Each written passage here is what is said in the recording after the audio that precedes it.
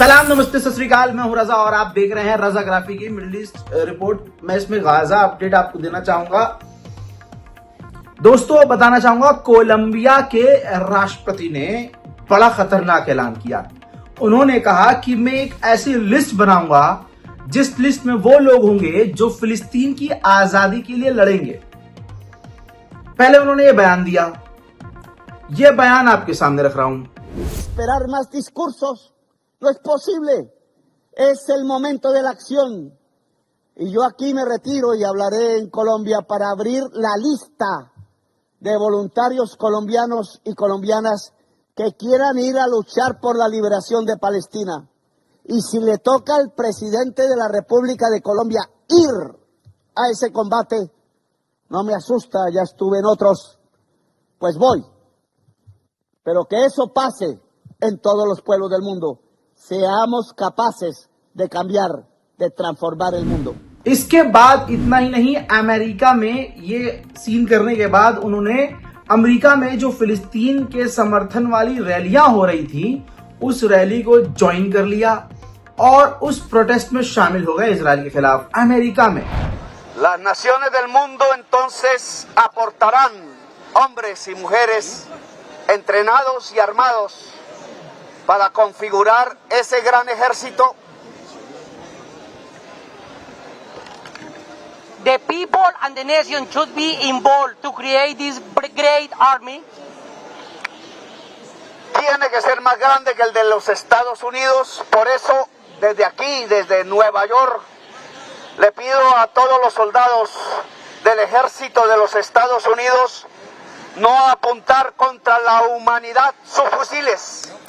हजरात देख लिया आपने। इसके बाद ये कोलंबिया के राष्ट्रपति इतनी बुरी तरह से अमेरिका की आंखों में चुभे कि अमेरिका ने इन्हें बैन कर दिया, हैंड टू हैंड इनका वीजा पूरी तरह से खत्म कर दिया। उधर इजराइल के फाइनेंस मिनिस्टर ने नेतन्याहू से मांग की है कि आप वेस्ट बैंक के कई इलाकों में कब्जा करें, हमास को पूरी तरह से बैन करें, गाजा पर कब्जा करें और फिलिस्तीन अथॉरिटी गवर्नमेंट को टाइट कर दें, उनकी प्रॉपर्टीज को जब्त कर लें। मैं दोस्तों, इजराइल अमेरिका के दबाव में न्यूजीलैंड ने भी पैंट में हक दिया है। न्यूजीलैंड ने ऐलान कर दिया है कि हम फिलिस्तीन को मान्यता इस वक्त नहीं दे सकते।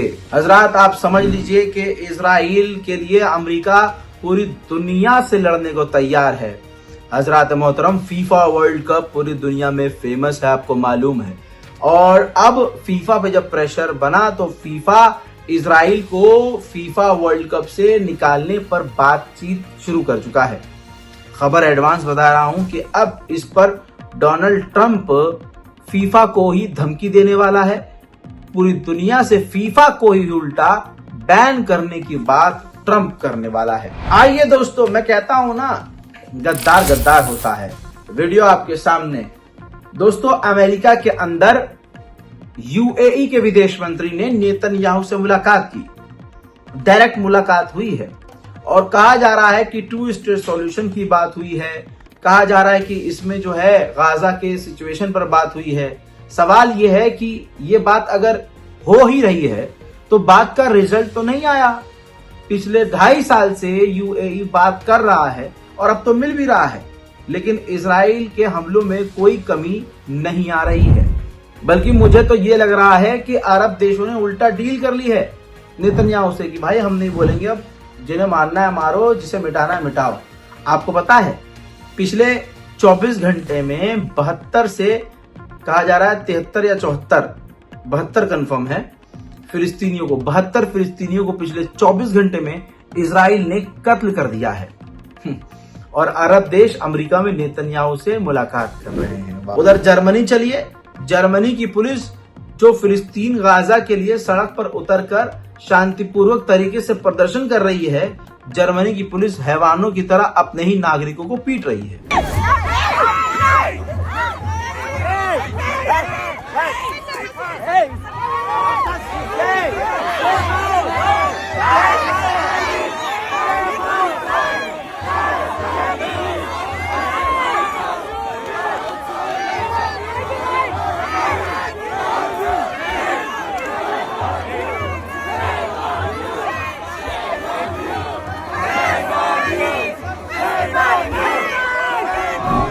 हजरात, इसी के साथ आपकी स्क्रीन पर ये गज्जा के 2 डॉक्टर्स हैं जिन्हें इजराइल ने बमबारी करके कत्ल कर दिया है। सच्चाई ये है कि गाजा के अंदर अब रहने की कोई जगह नहीं है। लोग टेंट के अंदर रह रहे हैं, सड़क पर रह रहे हैं, क्योंकि अब मकान तो बचे नहीं हैं। हालात इतने बुरे हैं कि एक फिलिस्तीनी जवान ने दिखाया है कि जिस टेंट में वो रह रहे हैं वो टेंट भी रहने लायक नहीं है, वहां कीड़े पड़े हुए हैं। हजरात मोहतरम, अल कुद्स हॉस्पिटल एक वाहिद लौता फिलहाल आखिर में बचा हुआ अस्पताल है जो जैसे तैसे काम कर रहा है। इजराइल के लिए मैं आपको बता चुका था कि ग्राउंड मिलिट्री अब गज्जा के अंदर घुस चुकी है। इस अल कुद्स हॉस्पिटल के बेहद करीब इजराइल के टैंक भी पहुंच चुके हैं। देखिए, हस्बी अल्लाह व निअमल वकील। इसके अलावा एक और पत्रकार की इजराइल के आतंकी हमलों में गज्जा में मौत हो गई है। हालात कितने खराब हैं मुझे आपको बताने की जरूरत नहीं है। गाजा सिटी लगभग 7 से 8 लाख लोगों ने खाली कर दिया है। मैं बार बार बता रहा हूं, हर दिन आपको बता रहा हूं कि गाजा को पूरी तरह से मिटाने की कोशिश, बल्कि मिटा दिया गया है। आइए अभी कुछ वक्त पहले जो इजराइल ने गज्जा पर बमबारी की है, बमबारी के बाद का मंजर मैं आपको दिखाना चाहूंगा।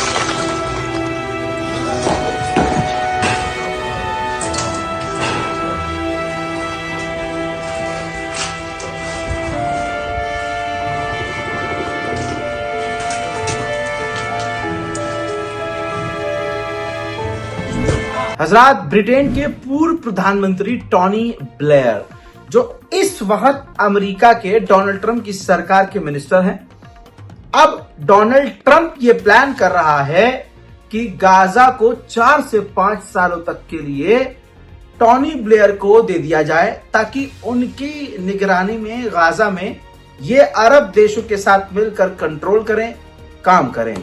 आप देख रहे हैं दोस्तों, ऐसा होता है। एक मुल्क उनकी आवाम से छीन लिया जाता है ताकत के दम पर, और छीन कर उसे लावारिस करके उसे किसी और फुटबॉल बना दिया जाता है। कभी इसको दे देंगे, कभी खुद चलाएंगे, कभी कोई चलाएगा। ये गाजा का हाल हो गया है। उधर इजिप्ट के राष्ट्रपति ने हक दिया है। मैं तो पहले से ही भरोसा नहीं करता था, न मैंने आप लोगों से कभी इस बात को कहा कि आप भरोसा करें। इजिप्ट के राष्ट्रपति सीसी ने कहा कि गाजा के अंदर हमें मदद भेजने के लिए इजराइल से बात करनी ही पड़ेगी, और अगर इजराइल अप्रूव नहीं करता है, कोऑर्डिनेट नहीं करता है, तो हम गाजा के अंदर मदद नहीं भेज सकते। यकीन नहीं आ रहा होगा आपको अपने कानों पर।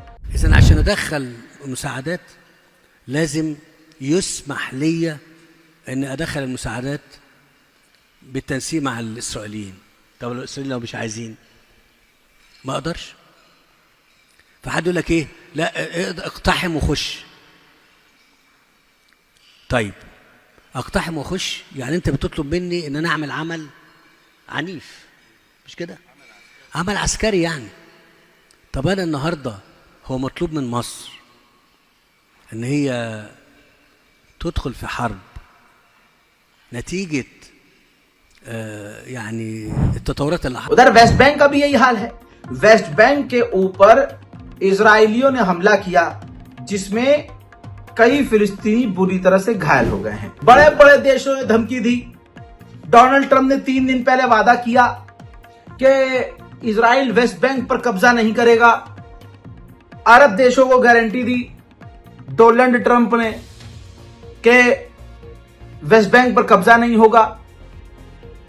तस्वीर पता है क्या आ रही है? तस्वीर देखिए, इजराइल की सेना ने फिलिस्तीनी व्यक्ति के परिवार के घर पर दिन दहाड़े बम लगाकर उनके घर, उनके आशियानों को उड़ा दिया।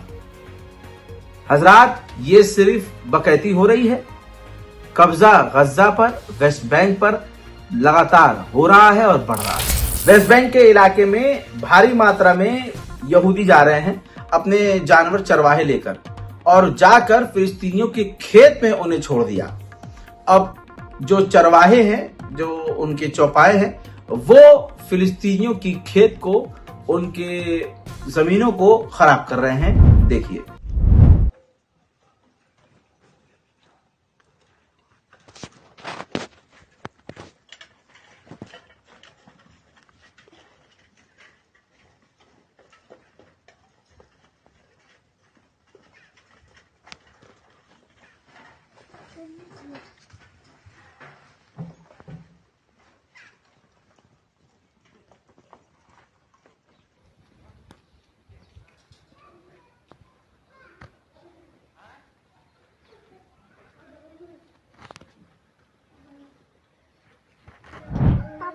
हजरात मोहतरम, आपको बता दूं कि डोनाल्ड ट्रंप ने कहा है कि अरब देशों से हमारी बातचीत बहुत तेज चल रही है और बहुत एग्रेसिवली चल रही है और ये बात हमास को पता है और बहुत जल्द डील होने वाली है। लेकिन हमास कह रहा है कि हमारे पास कोई प्रपोजल अभी आया ही नहीं है।